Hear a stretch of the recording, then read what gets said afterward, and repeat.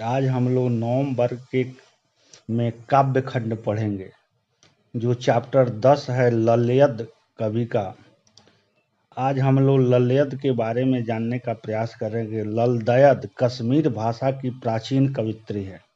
उनका जन्म 1335 ईस्वी में श्रीनगर के निकट सिमपुरा गांव में हुआ और मृत्यु 1376 में।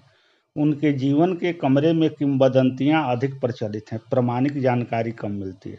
ललदयद का कोई स्वतंत्र काव्य ग्रंथ नहीं है। उनकी रचना शैली को वाक कहा जाता है।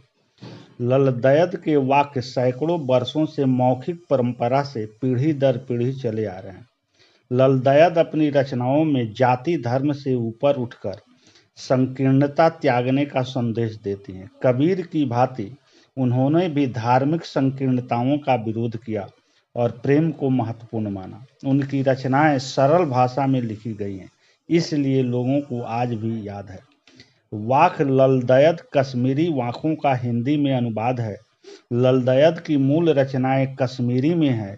यहाँ केवल 4 वाक नमूनों के तौर पर प्रस्तुत। पहला जो वाक है, रस्सी कच्चे धागे की खींच रही मैं नाव, जाने कब सुन मेरी पुकार, करे देव भव सागर पार।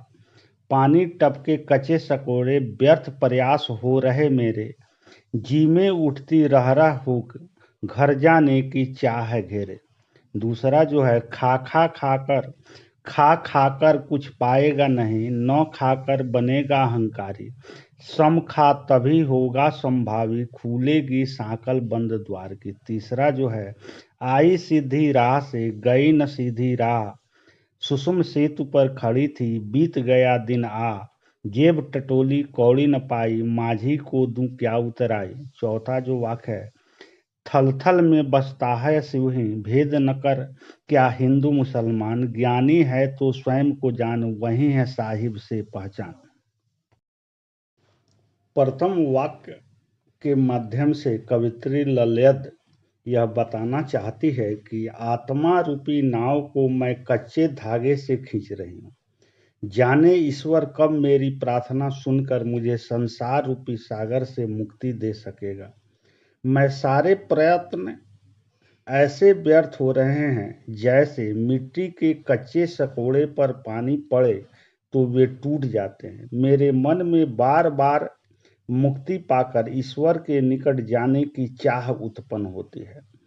दूसरा जो वाक्य है, खा कर तू पाएगा नहीं, न खाकर बनेगा अहंकारी, सम खाकर तभी होगा संभावी, खुलेगी साकल बंद द्वार की।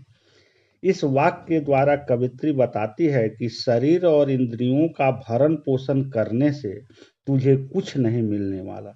तू घमंडी बन जाएगा। तुझे तो चाहिए कि अपनी इंद्रियों को नियंत्रित कर, तभी तो सबको समान दृष्टि से देख पाएगी।